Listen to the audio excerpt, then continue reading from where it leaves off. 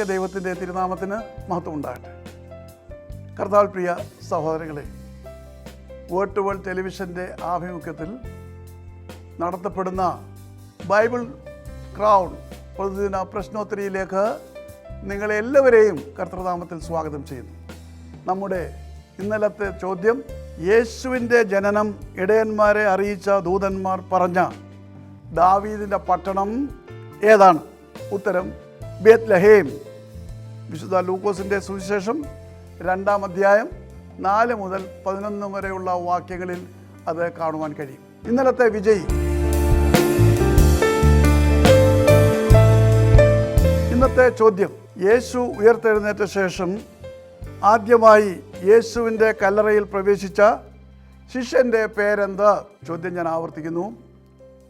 യേശു ഉയർത്തെഴുന്നേറ്റ ശേഷം ആദ്യമായി യേശുവിൻ്റെ കല്ലറയിൽ പ്രവേശിച്ച ശിഷ്യൻ്റെ പേരെന്ത്? ഉത്തരം വേഗം അറിയിക്കുക, സമ്മാനം നേടുക. ദൈവം നമ്മെ അനുഗ്രഹിക്കട്ടെ. താഴെ കൊടുത്തിരിക്കുന്ന വാട്സാപ്പ് നമ്പറിൽ നിങ്ങളുടെ ഉത്തരങ്ങൾ അയയ്ക്കുക.